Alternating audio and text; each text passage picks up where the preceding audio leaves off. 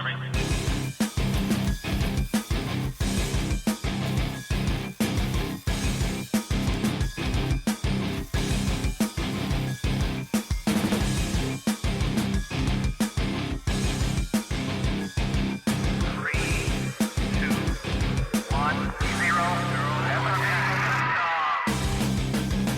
and welcome to Cutting to the Bull in the Post-Truth Apocalypse. I'm Ben. As always, I'm hanging out with Mike. Hello. Claire. Hey. And Pete. Hello. Today we're going to carry on Reincarnation Part 2, coming into your ears very shortly. Well, let's not listen, but I'll tell you, I'll give a run through of some of the more notable names on our new and returning listeners list. Mountain View, California, Tallinn in Estonia, Karaganda in Kazakhstan. Kazakhstan. It's nice. It's nice. Well done, they won't listen again.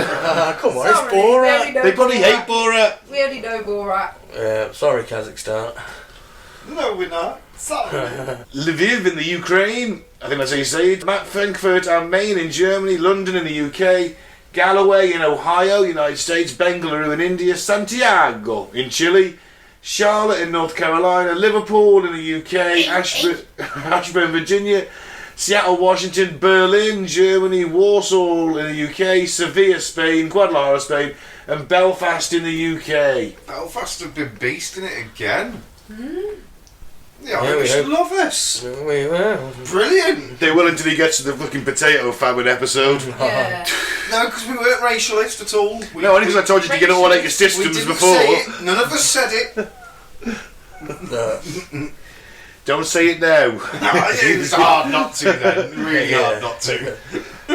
So last week we went through the philosophy of reincarnation and what it basically entails and how you get to go from being a lowly human to a truly enlightened being and hang out with all the other truly enlightened beings. I bet that's a fucking thrilling party. All 10 of you. The rest of eternity. No booze. Where can you go? Hey, suppose you got the run of the Depends on which religion, because some believe that you become one with the universe and stuff, doesn't it? And others... Believe you go to Nirvana. Nirvana. Some you hang out with the others. That's Nirvana, where you hang out with the other enlightened souls. So there's just the 10 of you stuck in Nirvana. Maybe you've got free run of the astral plane. And the thing is, right, the enlightened souls that I could think of that could possibly be in there, I wouldn't want to be sat with them. Do you want to be sat with Gandhi, for fuck's sake? Nah, not How really. boring would that be? I'm gonna starve myself. What? You're already dead, mate. Yeah, but stop it. You can stop now. You can eat something. No, can't eat. Why don't you tell I us don't know about how how he you? spoke, Why don't you tell us about how you should share your bed with 2 teenage girls every night? Why don't you tell us about that, Gandhi? How'd you get up here anyway? That'll be my other option.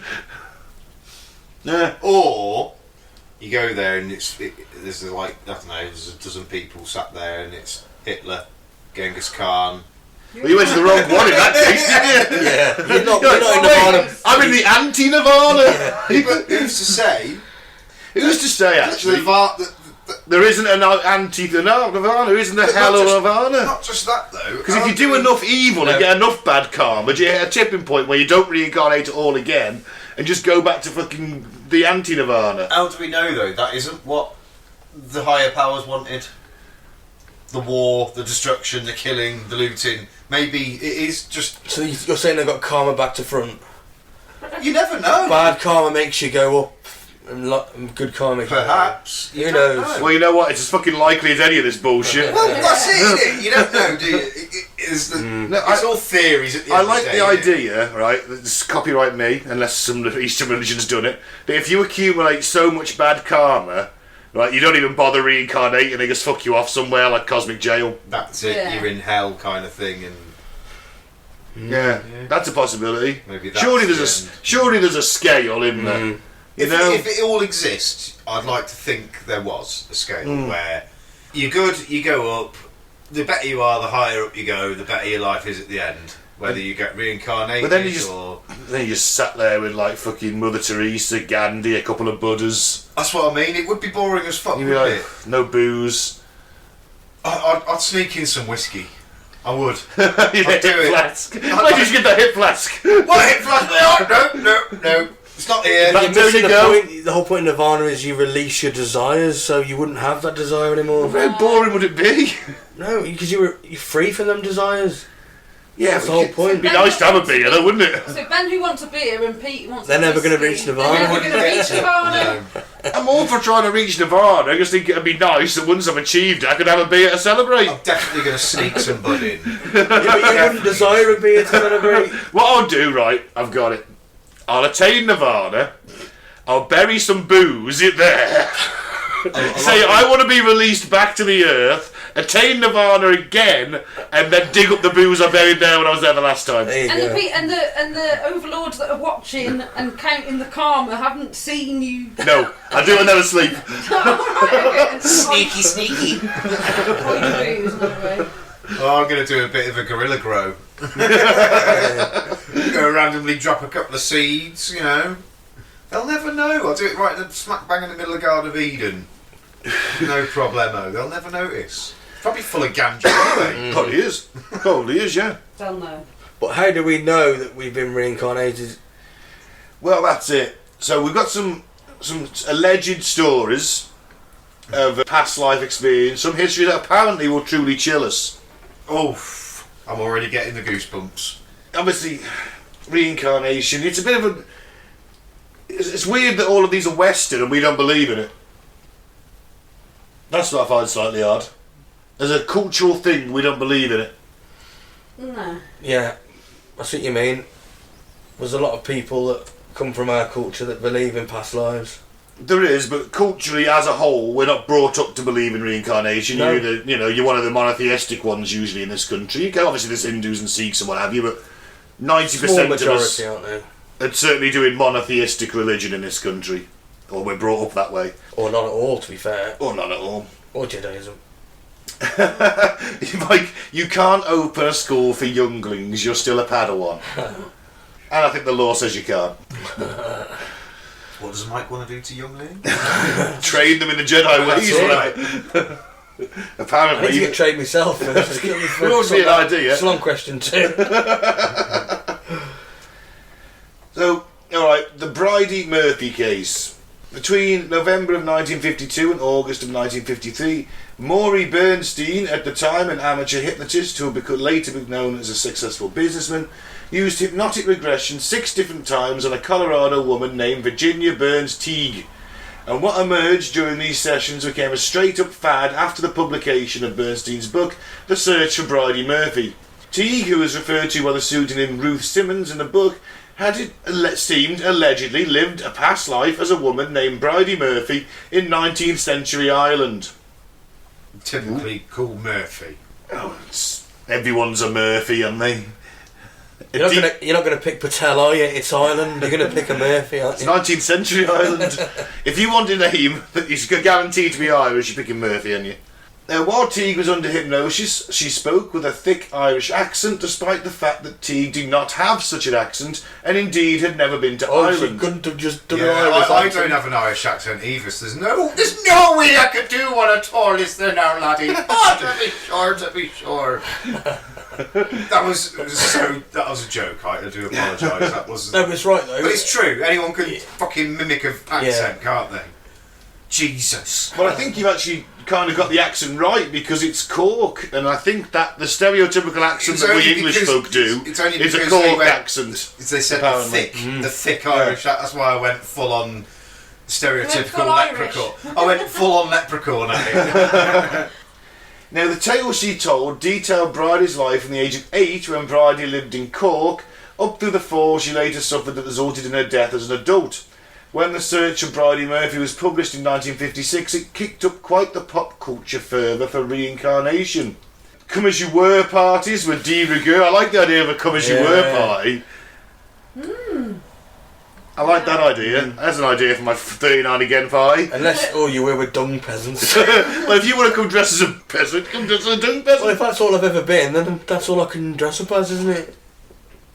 I'm not hoping suggesting that you go and get a hypnotic regression to find out your past life. Oh, I'm just saying you could use your imagination and come as Oh, Caesar. No, that's cheating. I'd like to see what Ben was. Yeah. Yeah. What do you reckon Ben was as a past life? Are we going insect or? I was probably some great man. Okay. Or I could have been a complete bastard. Probably someone famous, everyone else seems to be. I'll pick someone that hasn't been picked yet. Were you Elvis by any chance? No, best thing Elvis did was die. Not a fan of Elvis. Clearly. Reincarnation cocktails in bars as well they served. Folks just couldn't get enough of the whole thing. However, the Bridie Murphy case did eventually collapse under scrutiny. Journalists failed to be able to verify key elements of Bridie's life. For example, there's no record of anyone resembling Bridie being born on December 20th, 1798, which Teague under hypnosis had said it was Bridie's birthday, or that she died in 1864. And eventually, it came out that Teague had grown up across the street in Wisconsin from a neighbour who was an immigrant from Ireland named Bridie Murphy Corkhill.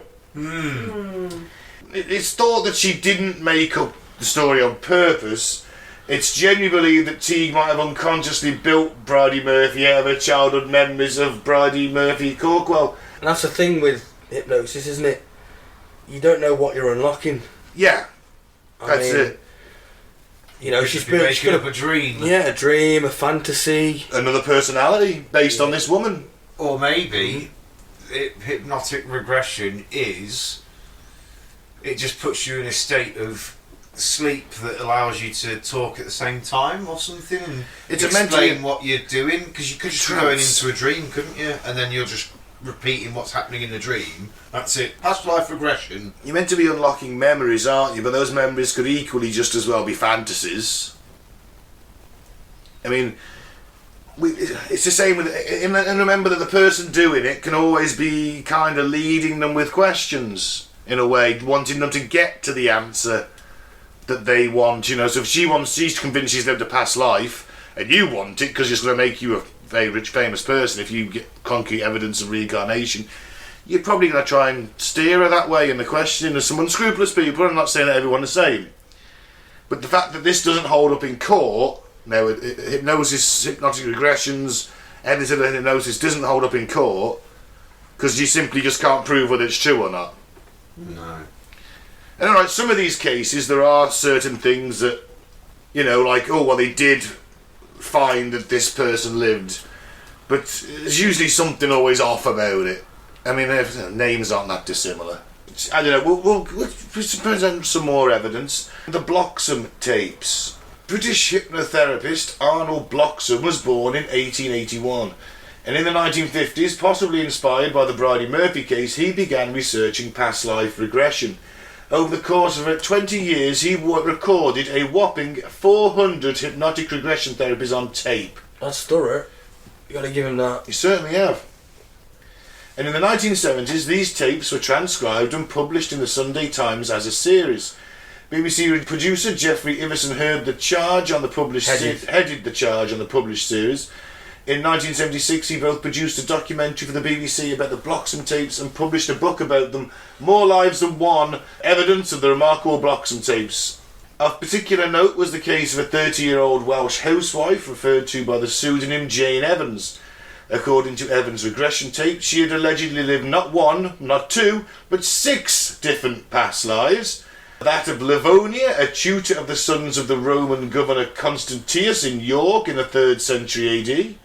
That of Rebecca, who was married to a Jewish moneylender in York in 1189. That of Alison, an Egyptian woman who, in 1450, was a servant in the household of a French merchant. That of Anna, in the 16th century, was a lady-in-waiting to Catherine of Aragon. That of Anne Tasker, a seamstress in London in 1702. And that of Sister Grace, who was a Catholic nun in Iowa at the beginning of the 20th century. She never fancied having a cock at any point now. I was going to say, it's all women, isn't it? Yeah. But you know what? The other thing I've noticed... I don't think you're not going to get a choice. I think you do get a choice, don't you? Most of the past life you hear about, it's a woman. It's a woman that's had a past life most of the time. She's another woman. Are you suggesting Not that women are more necessarily. easily inclined to believe in the more spiritual? Claire, Claire's not spiritual. Yeah, I'd agree with that, maybe. But I do... Only from what I've seen, there seems to be more women than men that have these past lives. we can only give anecdotal evidence, the things we've encountered ourselves for this particular point, because we've got to go to try to find line on this. Yeah. I will agree that from my own personal experience, I have spoken to more women who are more likely inclined to believe in this, or spiritualism, or go to see mediums, things like that, and are more likely to believe in ghosts. For me, it's more women who believe it. That's what I've seen, my own personal experience. Because men are just interested in beer and shagging, that's it. But Claire, you don't really go in for it. You're not a spiritual person. I'm not really in for it at all. It's just a bit... I think Hocus pocus for you. Hocus pocus. It's interesting that she's like... I mean, a seamstress is still a fairly decent job in London. Fairly high-paid working class job. So it's being It's a trade. Catholic nun. Catholic nun, well, that's just... She's not like having shit lives in this, is she? No. Two of them just stuck in York. I thought, well, why the hell would you stay in York? A lady in waiting to the Catherine of Aragon, for fuck's sake. You can't choose them, Ben. You just get assigned. You know, your soul's put into a baby, I'm assuming, and... But they always end up being someone interesting, like Mike said. You never get a dung peasant. It's always someone like, someone who's notable in society. And I got raped by a horse. It's never that, is it? Is that how you died in your past life? It always goes to like full on gutter. Normally bestiality or something along those lines, isn't it? Maybe the only people that get to have another life are those that are good. Or they think, this one, can push society forward or do a good job, so well, they get another past life, and the other ones, like you said, gone to sort of the hell. What's gone wrong with all our ruling class then, if it's these good people, because it's all gone to shit? Because they're not, though, aren't they? And it's not just, it's not just here, it's everywhere, everything's gone to shit. It's the system, isn't it? It's a fall of Rome with Wi-Fi. Sit back and enjoy it. Watch it all. According to the Skeptics Dictionary, though, Jane Evans' alleged past lives have been found not in the historical record, but in the fictional one. Livonia, for example, seems to be based on The Living Wood, a novel by Louis Duval, published in 1947. Alison's life also seems to have come from a novel, The Money Man, by Thomas Costain, while Rebecca may have emerged from a radio play. It is possible that Evans' past lives may actually be the result of cryptomnesia and confabulation. We'll get into what they are later on. That's pretty much what you were just talking about, isn't it? Like, almost just imagination more than anything, but... Mixing up memories, she's read books and she thinks, So I've instead lived of that life. And... an actual memory, it's a made-up memory. And it's all under hypnosis. Something she has seen before, because she's created that picture in her head before. Because if the brain is a calculator, for example, the unconscious is like a supercomputer. It's so much more powerful than the actual conscious brain. So that's what you're delving into in the hypnosis, isn't it? Yeah. Yeah, the unconscious brain, where you've got all these random thoughts stored, all the stuff you've watched and thought, I like that. Have you ever seen that film with Bradley Cooper? What's it called? He takes that pill. I think I have seen it, and I can't remember what it's called, but I know the one you're on about. Yeah. No Limits or something. Something like, he unlocks most of his brain, doesn't he? He's all of his that's the story, and he can remember every little thing that he's read and seen, just on a post on a bus. So he can all recall all that memory. Yeah, it wasn't bad actually. Yeah, it's a good film, isn't it? Yeah, I'd watch it again. Yeah, so it's hypnotic regression, and it's a bit iffy. Bit iffy. Bit iffy. Bit iffy. The reincarnation of Om Seti. Dorothy Eady, also known as Om Seti and Om Seti, was born in the Blackheath area of London on January 6, 1904. Nice area. When she was 3 years old, she fell down the stairs at home. The family doctor determined her to be dead, but an hour later she was fine. While doctoring in 1904, yeah, she's dead. Stick her on the table in the parlour, and an hour later she sits up and goes, what am I doing down here? Why is my neck backwards? After that, she began to have dreams of living in a large building adorned with columns. She had said frequently that she wanted to go home, and when she was 4, during a trip to the British Museum, she declared that home was in fact Egypt. Interesting fact here, the British Museum, not so much of a museum, more of a trophy cabinet. Yeah. Yeah. Very much so. Do not leave antiquities lying around when the Brits are about. We'll have them. The only reason we didn't have a pyramid is because it would have taken too much time to disassemble it, ship it home, and reassemble it in the British Museum. But think of the shit we'd have found inside. Or not. Or not. Like, look at all those graves we've dug up and like stuck the sarcophagus in the fucking museum. Yeah. We have literally just dug up someone's fucking grave and taken their coffin and gone, oh, that's pretty, let's display it. Yeah, it's true, isn't it? What happens if some fucker does that to us in 2,000 years' time? Oh, look at this crazy coffin! Let's display it. Like, and it's just little old me who fucking... Yeah, but you're not mummified. And your coffin won't be like, totally intricate and full Why- of gold. Why won't it?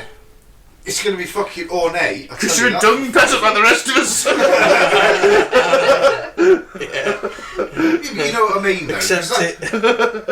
But how many of these... Because by the time we die, the system will be so rigged against us, gold will be like something your kids will have never held. They'll all be in a vault somewhere. We might be using fed. our bodies for bloody energy. We'll be getting fed Soylent Green. Yeah, feed the living with the dead by that point, probably. Lovely.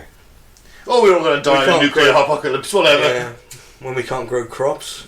Anyway, yeah, if you want to go and see Egypt, just go to London. Actually, saying that, I have also, as a point of personal interest, I've been displaying the bodies. I've seen the mummified head of an Egyptian queen in the Berlin Museum. It was on tour. Is that the one who tried to skull fuck? Yeah, that's why I'm not allowed in the Berlin Museum anymore. Well, I had a mouth open, what was I supposed to do? So just give me the on. No, obviously it wasn't really. It was like you could see the face and everything. It was like a mummified head. It was fucking looked like every other mummy does when you take the bandages Guess off. it was behind glass. Oh yeah, it was in a case and You couldn't everything. sniff it. No, I couldn't just break in and start skull fucking it. No. Start chewing on its earlobe. Yep, it's a bit like jerky. She moved in Egypt in 1933 to be with her husband, who was Egyptian, and although the marriage ended 2 years later, she stayed put. She became a folklorist, a keeper of the Abydos Temple of Seti, and a draftswoman for the Department of Egyptian Antiquities. Quite the woman for 1933. Indeed. And she believed that she had, in a past life, been a young woman named Bentrashit, Yeah, I'll do. an orphan who had been adopted by the temple of Kom el Sultan near Abydos. She said, to quote her, "I can't remember any ordinary life, so I think I must have been stuck in the temple." She told the New York Times in 1979, "I have a vague memory of the processions. I can remember an awful old killjoy of a high priest." And in 1987, several years after she died in 1981, she died in 1981, and they found this in 87, it was emerged that she also believed that in her past life she had been a lover of King Seti who had become pregnant. She said that Bentrashit had died by suicide rather than reveal the king had fathered a child with her. It's anyone's guess whether this story is true or not. She certainly believed it was. Again, Again, very someone important. exciting life. Very. I mean, I don't know why she had to think of this because she had maybe this. I don't know. This knock on the head kicked some part of her brain into gear that became fascinated with Egyptology. I fell down the apple and pears, I did, and it made me think I was an Egyptian princess. What, when she was 3? Well, you never know. It's hard to say. There's factors, and we can Maybe guesstimate. Yeah, maybe like there was like a street fair or something. I don't know. And there was some Egyptian sort of play or something, and that she saw that as a baby, and She could have, because she sort of triggered on from the British Museum. She went there, saw everything, and thought, "Oh my God, that's amazing! I'd love to live there." And then, as being a kid, she made up a story that she did. there's no way of proving it. It could be a child's imagination, something that she certainly kept on into later life. It's interesting, if nothing else. So that's 3 women so far. Yes. The past life of Laure Raynaud. Let me guess, a woman? It's true! What I said was true. Does seem to be affecting women only. Or mostly. Well, in European cases of the reincarnation type, Ian Stevenson, one of the foremost researchers into reincarnation and past lives, details the case of Laure Raynaud, who was born in Aumont, France in 1868. She rejected the Catholic teaching she was raised with, insisting that hell, heaven and purgatory didn't exist. Rather, she believed in the idea that each time people die, they return to Earth in different bodies. So she's already primed to believe in this, and primed to have a past life, isn't she? Mm-hmm. There was moments in that I was thinking to myself, smart, smart, smart, smart, smart. But then that last sentence made me go, dum, da, dum, dum, dum. The South Park reference, Yeah. if anyone can get I that. didn't get it. I didn't get it. It must be one I haven't seen. About the Mormons. Fantabulous episode. Only seen that one a couple of times, actually. Reynaud moved to Paris at the age of 17, studied medicine and became a healer. She married in 1904. During this time, she also learned what was called magnetism, a type of hypnosis. And it was while working with Gaston Derville, who ran a clinic in Paris, that she finally began speaking of what she believed were memories of a past life. She remembered living somewhere with lots of sun in a very large 2-storey house with lots of arched windows, and there was a park nearby with lots of old trees in it. Additionally, a number of small houses belonging to workers were located near the house. She believed that memories were from when a past personage was about 25 years old and from roughly 100 years ago. She said she'd had a chest disease and was plagued with coughing, but that could be just anywhere in the world. 2-storey house with arched windows. What year are we on here? So she was saying when she was Early born in 1900s. 1880 something. Okay, yeah. So 1904 this was... she's saying this in 1904. So, you know, you're talking the 1700s. She just lived on a little country manor estate, which could be she's probably seen from the time, which is still probably existing in France at that point. The chateau and the workers' cottages and the fields. So she's probably been through them places 100 times in her life. Fantasising, like. Later on in life, Reynaud went to Genoa, Italy, and felt an immediate familiarity with the place, even though she'd never been there. She tracked down a house in the countryside that locals said matched the one she described from her, quote, memories, and it was here that she came to believe that in a past life she had been Giovanni Spontini, who had lived in the house Reynaud had located and died in 1809 of chronic illness and catching a severe chill. Although it was noted that she couldn't specify any names of people in her memories until after she'd done some research, weakens the possibility of her actually having experienced a past life. The same went for the fact that though she accurately described many details of the house, these details were very common in Italian Renaissance mansions. I was about to say, right, Yeah. I could describe to you now a small little house in Italy, and we could go and find the exact fucking same thing. Yeah. I'm making it up in my head because all you need is a small little vineyard. It's got about half an acre of land around it. Small little white house. It's got little olive branch things creeping up the walls and little creepers. And Well, things like that. don't forget your degree in Italian Renaissance architecture. Well, obviously. Yeah, I forgot about that. But no, it's She could have said a fucking painting. Do you know what I mean? Yeah. yeah. Simple as that. But if she's living in rural France, rural fucking Italy, not that massive gap between them. Well, let's also look at the elephant in the room. She's already decided in her head that she doesn't believe in the Catholic stuff. She thinks reincarnation is true. So she's already primed to want to have lived past lives, isn't she? Yeah. Because she She's open to believes that suggestion, isn't she? Yeah. that's how it That's works. her belief. Yeah. She's gonna go looking for that. 100%. Arthur Flowerdew's Ancient Journey. This is Our like first man. Yeah. yeah. When he was a kid, Arthur Flowerdew, who was born in 1906, had dreams of a large city surrounded by desert. It had a temple and a canyon and streets and buildings all laid out in very particular ways. Later he had visions of the city when he was awake as well, often brought on by the trips he took to the seashore, during which he played with pink and orange rocks. Obviously because they're using pink and orange rock in the desert. He grew up, he got old, and one day, while watching a documentary on the BBC about the ancient Jordanian city of Petra, he felt he immediately recognised the place. And it was seemingly the city he had been seeing in his dreams, and his waking visions as a child, which must have been terrifying. Yeah. You know, you sat there on a beach playing with your little pink rock, and the next thing you know, you're back in the Jordanian city of Petra. That's in his mind's eye, I was thinking. He's just, you know. Oh, I was hoping he was having some kind of full-on psychotic break. No particular reason, I'm not wishing that on him, just it's where I went to straight away. Start speaking Arabic and Yeah.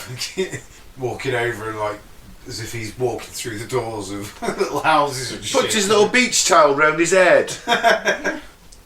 You know.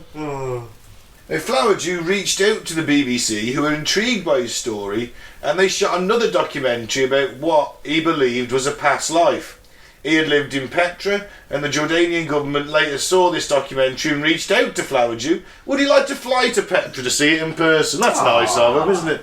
He's not going to say no, is he? No, free holiday to Jordan. Exactly. I'm gonna fucking, Although in the 19... I don't know what year this is, actually. I'm gonna jump on this. I'm gonna Jamaica.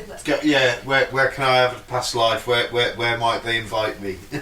He's quite old, so he isn't going to date, I He was suppose. born in 1906. So it says when he was old, so we could be talking the 50s, 60s here.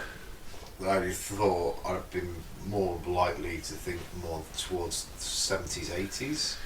Well, If he's maybe. old, he's going to be 70s, isn't he? Yeah, okay. You thought. Well, he was like, yes, I would, thank you, I'll have that free holiday. What's more, before he left, an archaeologist who was well versed in Petra's history gave Flowerdew a test about the city, and he nailed it. Although that could be because he's obviously spent all the time All his life. researching. As soon as he saw the city of Petra on the telly, he thought, well, I'm going to do some research into that. Yeah. He described major landmarks, identified them on site when he arrived, and revealed information about the ancient place it seemed like he could not have known. His story is often pointed to by those who believe in reincarnation, particularly those for whom it's part of a religion or belief system, as proof that past lives do exist. Although I think that, wouldn't you, if you had these dreams and then you saw the place on the telly, you'd then go and do a lot of research into that place. Of course. Or he might have just held back and not done any, and that's why he called the BBC. Look, I've never been here, I don't know anything about it, yeah, but when this come on TV... Research is much bigger now than it was Yeah, but in 30 between, years ago. Yeah. No, before they went, Claire, he tested his history and he passed, apparently. So he must have known something. He must have done the research. But what I'm saying is, research wasn't a big thing in those well, you go down days. your library, you can have a book on ancient They've cities. been doing please. research since Victorian days. It's a different Yeah, library. But it's not so. It wasn't so freely available as it is now. So you might not think it might not have been the first thought on his head. No, but he could have done research. Yeah, He but- could have found a book on some archaeologist who discovered the city of Petra, gone to a library and ordered it, or bought it from a bookshop or whatever. But you know what I mean, though. Our instant instinct would be like, "Fucking get me phone out, Google that shit. We're going to research that straight off the bat." Whereas 30, 40 years ago, 50 years ago potentially, don't know when this was. He could have gone to the library and looked at some microfiche. Yeah, but at 70 years old, you'd be Well, he's less retired, he's got likely- loads of time. Yeah, but he might not even. He's gotta have someone to fill his days with. I don't know. I don't think it's I'm just playing unusual. devil's advocate Oh, on it. alright, I just don't You're think it's just all unusual. saying, "Oh, he's done research." He could have But won he might well not have. It might not have been on his head. So that. But it you might don't not have know, been. do He you? may have remembered it all from his past life. That's a possibility as well. Yeah, We don't know for certain. it could just be fucking fluke. The case of Shanti Devi. Born in 1926 in Delhi, India, Shanti Devi was 4 years old when she began telling her parents that her home wasn't in Delhi. It was 90 miles away in Mathura, where she said her husband lived. She recounted memories of having been married and later of dying from complications from childbirth. She described what her husband looked like: light-skinned, a wart on his cheek, reading glasses, where his shop was located, which was by the Dwarkadish temple. Eventually she revealed her past persona's husband's name, Pandit Karnadath Chaube, I think that's pronounced. As it turned out, the man existed. He had lost his wife Lugda Bai from complications with the C-section that she had undergone while giving birth to their son Navneet Lal. What's more, Shanti recognised both Pandit and Navneet on sight. Shanti's story was investigated by a number of notable people: Ian Stevenson, another researcher, Dr. K.S. Rorat, and Mahatma Gandhi himself. All three were struck by the fact that so many details of her story were verifiable. That's a strange one. Could her parents have told her? Is it possible, Claire? You think? 3 A years grift. old? Yeah. 4 years old. Do you think it's a grift? Yeah. No. That's what I mean. Would bring you a bit of notoriety, a bit of publicity, a bit of money. Got Mahatma Gandhi. Got Mahatma Gandhi's attention. Although he might have been checking her out for when he needed a virgin to sit next to. You keep saying this. You're the only person I've ever heard that from. Where did you get that from? Have you heard that about Gandhi? In 1926, though, is it likely that the mum and dad have got all this information on somebody 90 miles away? They won't have. They could have a cousin in the village who's told them. Ow, well, they give them a ring. No, they've gone there for whatever How reason. have they I mean, got there? by- They haven't jumped in a car. could have walked. In 1926, you probably got trains. Well, you have got trains in India because Yeah. we laid all the tracks. So But is there you got trains. You've probably got but is there coaches going. trains from where they live to there? They write letters to each other, didn't they? They write letters to each other. Yeah. Could be word of mouth gossip. 90 miles away. India's a big place. Is 90 miles? It's a long way, but is there trade between the two villages? The You parents could have read the obituaries in the paper. Hmm? I'm just saying, it's possible. I mean, you don't know, do we? I like the idea that it's a grift because if it is, it's very imaginative. But then, if it's not a grift, like again, them days, that information is not like fucking something that would be easy to get, No. unless Word of like you mouth. said, you might have a cousin who lives next door. They've gone right. Let's do this grift. He lives next door to this fucking shop owner. He's written him a letter, told him all the details about it. Yeah, smashing. And they've gone to the kid. But then how Say all did this. they recognise them? She recognised them. Well, it might be a I case said of. you recognise Pictures. them. The cousin could have sent photographs and could have showed the kid. Or just they just gave her a nudge and said, "That's them." Photographs in the early 20s. Paintings in India. Oil paintings. They had them painted in oils. Just pose for me, would you please? Why? No reason. I just want to paint you. Again, modern day, you'd say, yeah, no fucking problem. Quick Snapchat picture, yeah. Was instant, it but something just as simple as like giving the kid a nudge and saying that's them? Yeah.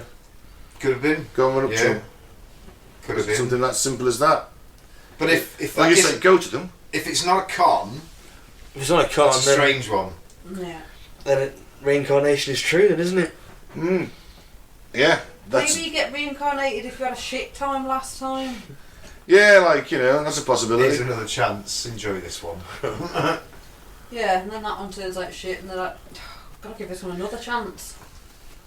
What about the last one we'll do? The Second Life of the Pollack Girls. Oh, more girls. On May 5th, 1957, Joanna and Jacqueline Pollock, aged 11 and 6 respectively, were killed in a car crash in Hexham, Northumberland in the UK. They had been on the way to church with a friend and everyone in the car had died instantly. Fucking hell. The girls' So lucky. parents... Here's a bit. I went to church as well. Yeah, going to church. The girls' parents, John and Florence Pollack, were devastated. John kept praying that his daughters would come back. Florence became pregnant in 1958, and here's where it starts to get a bit weird. Although her doctors had not believed she was having twins, on October 4th, 1958, she gave birth to identical twin girls. Florence and John named them Gillian and Jennifer, and immediately noticed some strange similarities between Jennifer and Jacqueline.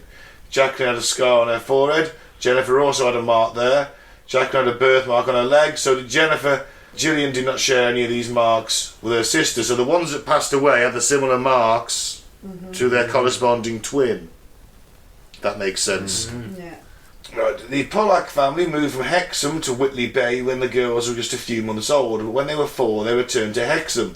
The girls were eerily familiar with Hexham despite the fact they wouldn't have been old enough to make memories of it before they'd moved away. For example, they said they remembered playing on the playground of a specific school. They had never attended this school, but their older sisters, about whom they had no knowledge, had. The girls also recognised and correctly named toys that had been Joanna and Jacqueline's, and most frighteningly of all, became enormously afraid of cars for fear one would crash into them. Ian Stevenson believed the case was strong for Gillian and Jennifer, being Joanna and Jacqueline reincarnated, but when the twins were 5, the memories of their past lives vanished, leaving the mystery unresolved. Some of these stories are a bit eerie. Is it coincidence? Is it grifts? This one's an odd one, but at the same time I refuse to believe that the parents wouldn't have spoke about it when the kids were chilled, very, very babies, or they'd overheard them, because it'd be a massive thing. It's not something you'd better go a day without speaking about, is it? Similarity between birthmarks and scars and things like that. I suppose that's a strange one, isn't it? Yeah. She may have misremembered that. Do you know what though? There's times I've often thought my little boy is my granddad. I know that sounds really weird. Why do you start walking with a stick sometimes and No, like on stone? no. No, there's just Do you keep wanting to offer your word as just original? lots of Does he offer you similarities. as original? That is a valid No, point. there's just lots of similarities. The looks are like him. and Well, that's genetic. yeah, but The mannerisms. there's lots of things. The mannerisms, his likes, his dislikes, every bit of food that he likes or dislikes is what my granddad liked and disliked. Like there were certain things that my granddad loved. Adam loves all of them, and there's certain things that my granddad hated. Adam hates all them, and we always joked. And I'm talking from a baby, from like 6 months old. Guys, because my granddad did only die about a year and a half before Adam would have been conceived, and we joked, and I am saying it in jest now, but there's always that little thing that goes, "Now, is it true? Is that right? Is it? Could it be?" Test it out. Ask him some questions.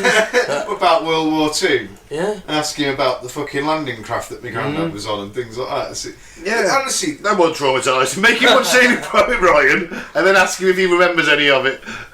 but no, it's just weird. There's lots of weird little things that just it reminded me of my granddad. It's just weird. And we just joking. He said, "Oh yeah, obviously that's me. My granddad soul's come back into Adam, kind of thing." Could be. Old soul, Or it could be that these characteristics are genetic. are genetic and they've been passed down, yeah. Genetic memory, yeah.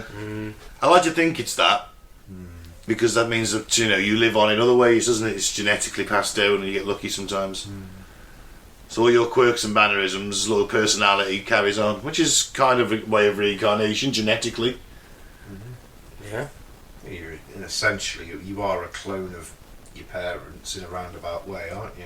No, you'd say, you're half and half, aren't you? 50-50, so... Yeah. Some people are like absolute doubles of one in every way, and you do think that, alright, they've just purely taken on that one side, but then there's like Olivia, my daughter, she couldn't be more like me and my mum and my cousin if she tried. Like, I've got a cousin, my mum's sister's daughter is almost like the male version of me.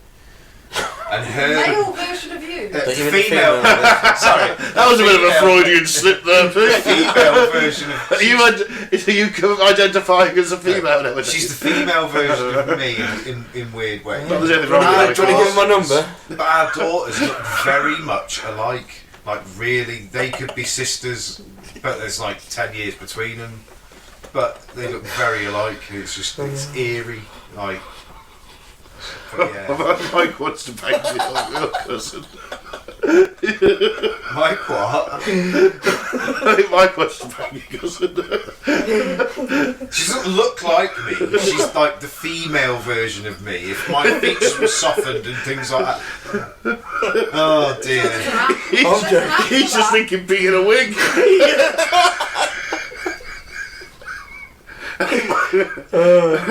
There's an app for that, isn't there? You can turn yourself into a female. Well, don't do that with Mike's about. Well, because I only say it Surgery because- as well. I only say it because people say I look like my mum. Olivia looks like me. She looks like my mum. It's fun genetics. It's strange. It is. So there is. It could just be that. It could be Purely well be just that. Just the genetics. Alright, so the University of Virginia in America have been looking at this, especially amongst children, because it seems to be more common with young children, and they've come to some conclusions and let's say a commonality between all these people.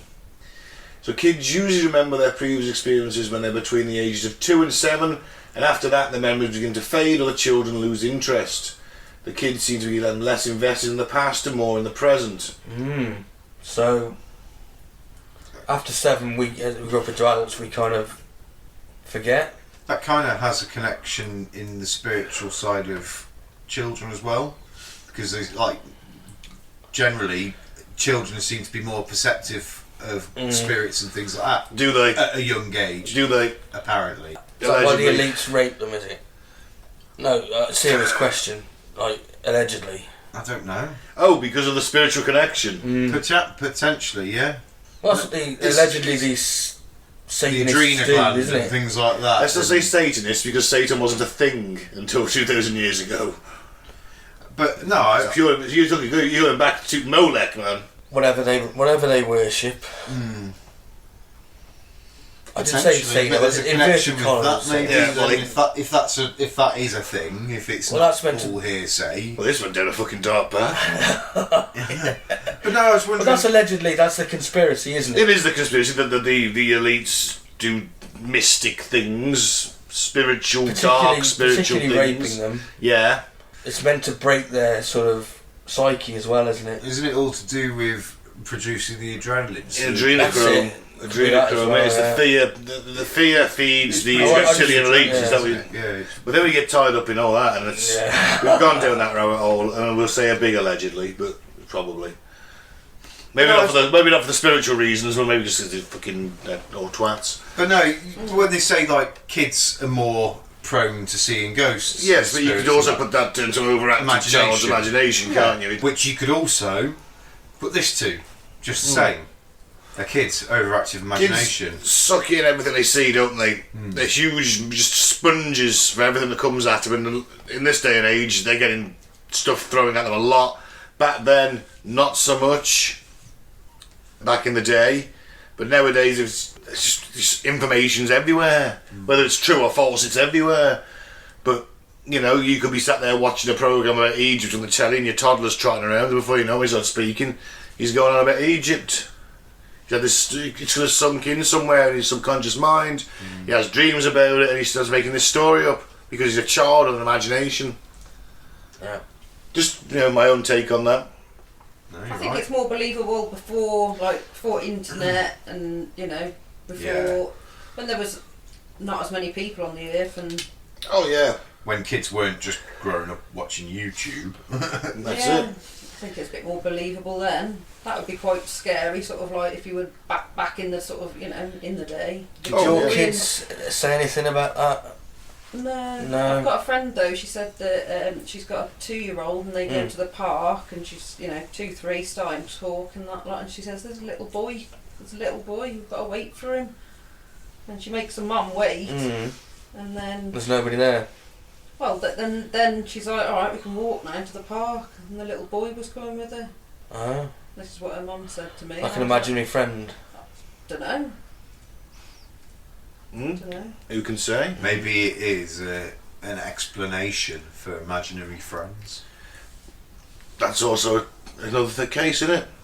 Another thing. I mean, some kids have them, some kids don't. And it is something to do with that age, the perceptiveness of the age. I don't know. Strange one, innit? But then if you look around to the next point, which seems to be a bit more creepy, is the vast majority of the reincarnation stories, or 70%, involve violent or unnatural deaths. So your kid's thinking of that.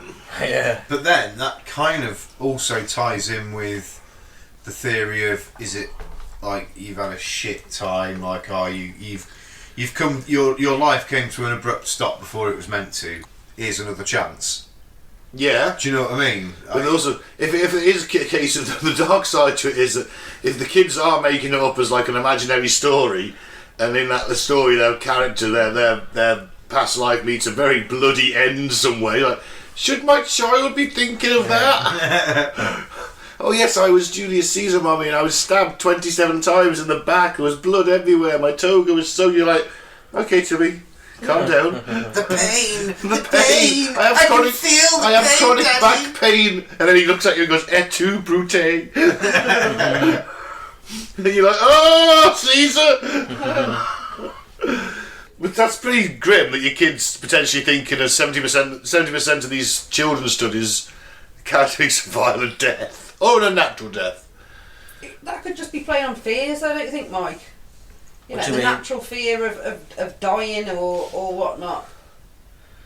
Do they have concepts of that though? You don't Between have 2 and that at 7? a young age. No. It's only when you get to about Adam's age, 6, you It start depends. understanding the concept of death. I guess it also depends on if there's a high-profile death in the family at what age, doesn't it?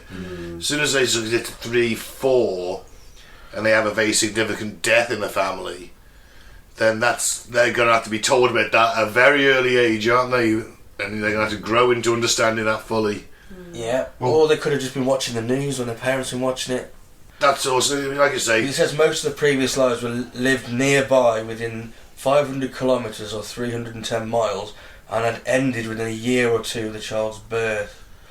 So maybe like, the murder 3 years ago, 4 years ago, the court case on the news. Yeah. The kid picks that up subconsciously.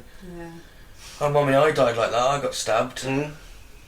Pretend she's that guy that got killed or something. Just an example.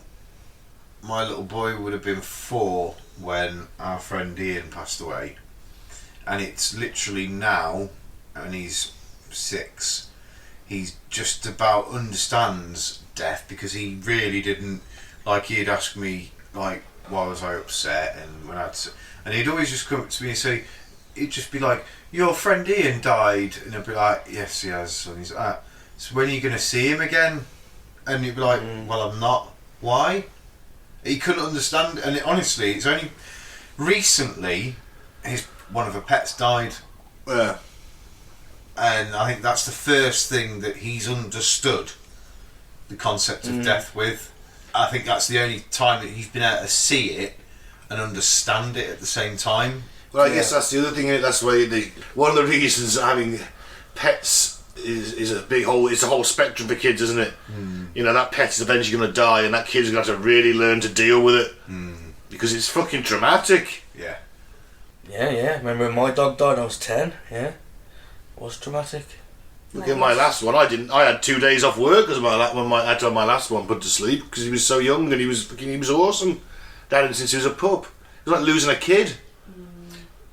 But my other point was, I still had to explain it to him that Angel wasn't coming back, his pet. Yeah. And he's 6.5, so it's only because he's had that and the explanation, he's, I think, finally understood the concept of it. So I do think understanding death before that age is highly unlikely. But like you say, different experiences, different people, isn't it? Yeah. The children who recount past lives tend to have more advanced verbal skills at a younger age. Well, some kids just do, don't they? Yeah. It's one of them. Yeah. I mean, it's a very, like, sort of, anyone who's a believer, but you're going, oh, that's a typical excuse, but it is true though, isn't it? Yeah, and if they do remember their past lives, the ones without the advanced verbal skills might not be able to explain it, articulate it. Also a very good point. The children might experience heightened emotions like longing for their former families, phobias relating to their past experience, or anger at their murderers. I can't imagine if there's a vengeful child went inside your house holding a knife, just vendetta, because you got away with it, and the kid knows, and he's just stood outside the house in the thunder and lightning with a knife, Just pointing at him. just like, Pointing with the other hand. With a knowing look on his eyes. you got to wait till that kid's 7 before that ends. You got to avoid him till he's 7. But he still always looks at you in a funny way. There's something, but I'm not sure what. The memories are spontaneous, awakened when the child sees something that they can recognise and can verbalise the recollection. Could there also be deja vu involved within this as well? You know, when you see something and you think it's a memory. Yeah, that's a possibility. Do you know what I mean? I mean, you must. I don't know if you get that as a child. You fucking haven't. They Fucking just have. changed something in the Matrix, haven't they? That's exactly what it is. They just changed something.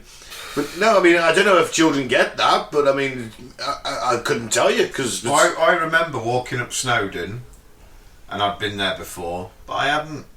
I know I hadn't, but I remember having deja vu when I was walking up Snowdon. That's just a prime example of somewhere I know I've never been, and it was one place where when I got there, we were walking up this path, and I remember thinking, I've been here before. And I knew I hadn't. I get that sometimes. But yeah, deja vu's a strange thing, and that's just one I can particularly remember. Maybe it's a past life recollection. Maybe you've dreamt it, you know, when you're going up Snowdon, or you know. I've never seen Snowdon before. No, but you only have. You might have subconsciously seen it in a textbook at school, or God knows where. Country File. Yeah, it's playing in the background. That shit. Might be on the background at your parents' house. You know, subconsciously you've took a quick glance at the TV. You've seen Snowdon. Yeah, maybe they've seen that. They've been walking up that path, filming it. Because the path's like a yellowy path, isn't it? Up Snowdon. And Might they've sit been walking up painting that in path, an and who knows? You were soaking that much we're thrown. I mean, even us now, we're children of the 80s and the 90s. Well, born in the 80s. TVs were starting to come in a big way. Every home had a TV at that point. The information was starting to saturate in. Yeah. I mean, you might not remember watching that, but there's a chance that your parents or your grandparents Conscious brain, might you have can't had it. remember everything you see. Yeah. Your unconscious is taking it in. I thought scientists had proved deja vu was sort of a bit of a glitch in your brain where Yeah, it is. you've seen it just. No, it is. It's where it's where your present just for some reason glitches with your past. What you think a bit goes into into your what long-term what memory. you use when you're remembering something. Yeah. You use that long-term memory. So you think into that section of your brain. Yeah, That's where the thought comes from. Present is the other side of your brain that your now time is doing. So deja vu, all it does is a little glitch that just you are in the present, but your brain has a little electrical fault and goes. And it reverses the polarities of your brain, and it goes, "No, this is a memory," but it's not because you're seeing it. But your brain thinks it's a memory, and that's which is why you think, "I've been here before." I mean, obviously, the most children report memories of past lives live in countries like India, Sri Lanka, and Lebanon, which share cultural beliefs about reincarnation. So countries that believe in it are more likely to have it. The Western ones are more interesting because we don't, and. So what you've got for they've come up with a list of psychological examinations, right? Explanations. False memories. They're remembering something that didn't happen. False memories are a thing. Just imagination. Basically. Cryptomnesia. The children are remembering something they'd once been told and forgotten, which they now recognise as new. Yep. Confabulation and fantasy. Kids are concocting honest lies, like about how they got their birthmark, for example. Yep, they're conflating fantasy with real life, and they think they're being true about it. Yeah. Suggestibility. Younger children are more open to accepting false narratives. Although interestingly, no more so than adults when the misinformation relates to familiar subjects. Doesn't surprise me. Dissociation. The kids might be mentally disconnecting from reality, but multiple studies have shown no clinically relevant evidence of dissociation or psychopathology in children who remember past lives. So in other words, it's a possibility, but not so. They haven't seen any cases of it. Attention seeking. One study showed that, quote, reincarnated children had higher attention seeking That scores. makes sense. Yeah. And exaggerated credit. The families credit the children more knowledge than they actually demonstrate. Yeah. I think that's in every case, probably. One of the earlier ones you read out reminded me of something with my little boy yesterday. That I managed to convince him that his name was Adam with an N at the end, and that all the teachers must have got it wrong because he was like, "But the teachers write it down with a M," and I was like, "Well, they must have heard it wrong in the first place." And me and Olivia convinced him his name was Adam. And then he was like, his face was golden. It was so funny. I should have filmed it. And then I was like, I couldn't take it any longer. So I was like, "No, mate, you're kidding." He was like, and started hitting me. But yeah, it was so funny. For about 10 minutes, he was like, his mind was blown. But it's easy to convince kids of things. That's my point. Like Santa Claus, Tooth Fairy, things like that. Oh yeah. Easter Bunny. Last one. 13 signs your soul has been here before. Okay. It's a deep connection to a particular place. Self-explanatory. You may feel like you've been to this place before or something's familiar to you. You may even feel a sense of homesickness for a place you've never been to before. I've always felt homesick for the Playboy Mansion. Don't know why. Just Still, at the minute as it stands now. Oh no, because it's empty now. When it was kicking. Why is it empty? Because he's dead. Yeah. That reminds me of Championship Manager. Homesickness for a place you've never been to before. Oh yeah. You had a player, didn't you? A Portuguese player. Yeah, I was managing Benfica. I had this left back who was born in Benfica, had only ever played for Benfica, but kept coming to me repeatedly saying he was homesick. So in the end, he sold him to Birmingham. Well, he never got homesick, apparently. Weird. Maybe he was reincarnated. Maybe he was lived in Birmingham in a past life. Shit, we never accounted for that. We didn't. I think it was a glitch in the game, obviously, but I'd lose him for like a month and a half every season. He was my best left back. Yeah, you have to send him on leave. He was Back home. Back all the in way 3 miles down the road. He was born in Lisbon. Oh dear. Recurring dreams or visions. Do you ever have the same dream or vision over and over again? If so, this could signify you've been here before. There you go, Snowden. Do you have dreams about Snowden? Nope. Oh. Well, there you go. Dreams or visions, possibly. I suppose that's where the main thing's going to come from, isn't it? Strong intuition or psychic abilities. It's a bit more left field, but intuition is a powerful thing. There's a lot of them people about, isn't there? There is. You know, some people just have a strong gut feeling that something is true, and for others it's more of a psychic ability to sense things about people or events that they couldn't possibly know otherwise unless they've done some research before. If you find that you have your strong intuition or psychic abilities, it may be a sign your soul has been here before. As if you get the psychic abilities, apparently your soul's accumulated knowledge and wisdom from all of its previous lifetimes. They can now access in this one, so you've got to be pretty high up the ladder there, man, yeah? Yeah, you'd be a superhero, wouldn't you? Yeah. Well, because what, past life? You turn up and trying to know about your past life. No, but you Called Progression Man. all the accumulated knowledge. Oh, shit. It's like, you know, I was a scientist in one life, I was, you know... Isn't that just the Emperor of Mankind in Warhammer 40k? He's an immortal who's just learned everything. Yeah, pretty much. Yeah. We got to watch he doesn't turn up. I guess that's more of a spiritual one. Feelings of deja vu, well, we mentioned that before. Pete's trip up Snowdon. Yep. Have you ever had a conversation with somebody and you've thought, this sounds very fucking familiar, and you know what they're going to say next? Yeah, but that was normally with me mum, and she does repeat herself 3 or 4 times. Like, she tells you a story, an hour later she tells you the same story. Like, oh yeah. Yeah, I've done it before. I've had it hasn't happened for a long time. But it was like, did I just fucking heard that before? And then they say something, and you're like, that's weird. Anyway, past life memories. Obviously. That's a bit of a rare one, though, isn't it? Although I guarantee you that a lot of the people who coach as psychiatrists saying, I've got past life memories, and they're just making it up for attention. Possible. Or it's totally freaking them out. Oh, it's totally freaking them out. Or they're seeing ghosts. You know, like a Sixth Sense. Maybe. You're the therapist, you're in the shower, they break in, they start crying, next thing you know you're shot. Dangerous people, them. Yeah. Inexplicable fear or phobias. Do you have a fear or a phobia you can't explain? If so, it could be a sign your soul has been here before. Sometimes these fears or phobias are related to something that happened in a previous life. So, for example, like me, if you're afraid of heights, it could be because you fell from a great height in a past life. I've just cracked it.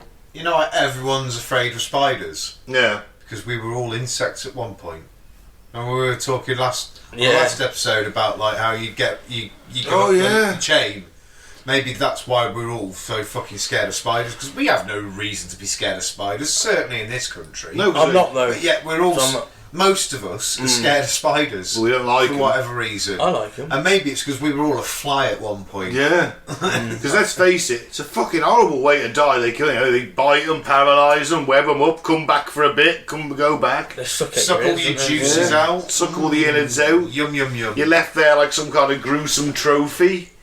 Yeah. It's grimdark, isn't it? Empty straw. And then, spiders don't look too horrific because they're tiny. Spiders gotta live, crikey. I know, but I still burn them all and send them back to hell where they belong. Not that I advocate violence against spiders, but horrible things. Don't bother me. If they grew to a giant size, they'd be fucking I'm horrifying. scared of them, obviously. Mate, when I used to live in Saudi and I used to see fucking camel spiders the size of dinner plates, that was enough for me. I'm sorry, but that was it. Did you walk around with like a knife or something? No, but me and my friends did used to hit them with spades. Because they'd like bask in the sun, and yeah, they'd pretty much lie dormant. They did most of their work at night. Yeah. And if you see one sat there, they'd just sit there. If you disturb them, they'd jump at you. Yeah, they do jump, don't They're they? nasty fucking things. But yeah, so you hit them with a big fucking spade. I know, it is cruel as fuck. things you do when you're 10. I do apologise now, spiders, but No problem. yeah, they weren't nice things. Skills or talents that can't be explained. Some skills or talents that, you can't explain. They just come to us naturally as if you've done them before. Perhaps you're a natural born musician or artist or a gift for languages. Whatever the skill or talent, it's something you feel drawn to and it comes easy to you. So you might have had it in a past life and it's binging on through. Again, that's genetic, I think. Yeah, it can come to that. Things like that are genetic. Could be. A sense of having a mission or purpose in life. Many people go through life without ever really considering what their purpose is. They float from day to day, not really knowing why they're here or what they're supposed to be doing. But some people have a very strong sense of purpose. They will know exactly what they want to achieve in life, and they're laser focused on making it happen. God, I envy those people. My niece is I like used to be like that, and then I got married and had kids, and everything changed, and my focus went elsewhere. That's it, really. Yeah. They have a strong sense of purpose could signify that your soul has been here before. You may have had a similar mission in a previous life, or you may have been sent here with a specific purpose. Was your purpose to start a nuclear war, Pete? I often Strangely, went straight to the subs, were like, your purpose is to end it all this time, Agent Mitchell.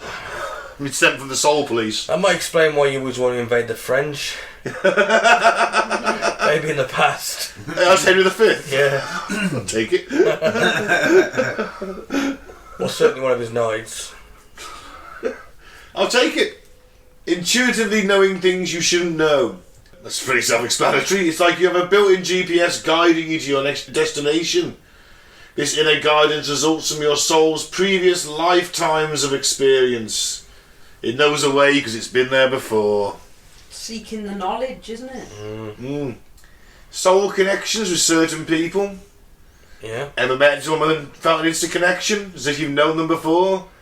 Maybe you've, you met before. Maybe you banged. I've never. I was had that. gonna say my mate Kyle until you said that bit about getting banged. Well, I can say that now. God damn it. No, I think me and my mate Kyle have got that kind of connection. We're like brothers. Look, like we were best mates when we met. It really was. Next one, not afraid of death. If you're not afraid of dying, it's likely because you've done it before and know it's not the end. I've never met anyone that isn't scared of death. It always lurks there. Eh? I long for it. The peace of the grave. Fucking hell, that was morbid as fuck. It was. You want to talk about it, buddy? It's true. I mean, I've never met anyone that's not. I mean, like if you're dying and you have time to come to terms with it, then I guess you're going to conquer most of that fear, but it's still going to be a nugget of it. Because you don't know what's coming, do you? Nope. Unless you do, like these people, and they're not afraid of it. I've never met anyone that isn't, but that's again personal experience. Wise beyond your years. And if you've lived long enough, you gather all that. You turn into some kind of Gandalf. Pretty much. Or Buddha, whatever. You're born from a fucking comet, Yeah, that's what happens when you're reborn. butt naked. With a bunch of halflings. Yeah. And 13, nothing feels new. Have you ever looked around and felt like you've been here before? Maybe you just can't put your finger on it, but something about your surroundings is just familiar. If this is a feeling you've had, it could signify you've been here before. There you go. Apparently your soul's got a vast memory and it's constantly drawing on its past experiences to guide you in the present. Or do a better fucking job! So there we go. Any of those 13 things you may be living a past life. Well, obviously Might be a load of bollocks. my deep love of toga wearing must stem from the fact I lived in ancient Rome or Greece. Clearly. What do you reckon? It's Or he's just got shit taste, who knows? It's an interesting one, isn't it? But I don't believe it entirely. I don't disbelieve it entirely. I'm You're on the fence with me. I'm not on the fence as such because Okay. I do One buttock on the fence. maybe, yeah. I don't know. It's one of them. I'd love to believe it. It's one of them, and I think that's why. So it's something I'd like to believe that was the case.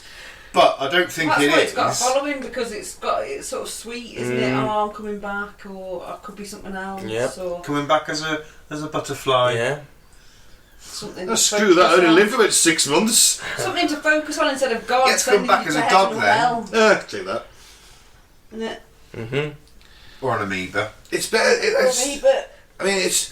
Do I want to do this shit over and over again? Or do I just want there to be one kind of afterlife, whether it's, good, bad, regardless? Or do I just want to keep going over and over? I don't think you got a choice. I No, don't you think. haven't got a choice. Well, unless I reach Nirvana. I mean, I'm pretty enlightened, I'm really not far off. I don't think Really I don't I think can see the butter in you already. Just cross your legs. Cross your legs. There we go. But, Saying that, you did say Yeah. you were doing some meditation. I tried to. Yeah, it did not last long. Nah, I tried You to. Probably not that enlightened then, are you? It just comes to me, Mike. I don't need to meditate, I'm not enlightened. I don't think there is any nirvana. That's just some sort of myth, a goal, so you can always be a better person. More control. More systems of control. Yeah, and that's what it boils down to. It's all a system of control. Yeah. It's. I'd love to believe it. I don't know if I want it.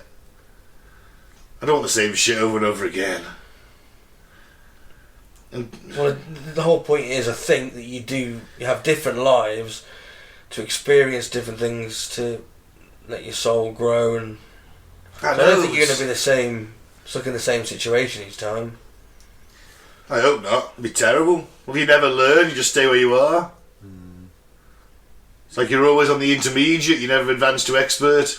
You might even regress to beginner if you have a particularly bad day. Yeah, I'm on the fence because obviously there's no proof. There's no proof, so Either way, Yeah. you can't disprove it. well, you I am can't leaning. prove it. I am leaning towards. I don't believe it. As with So you like me, one bum cheek on the fence, Yeah. but the rest of it is kind of on the non-believer side.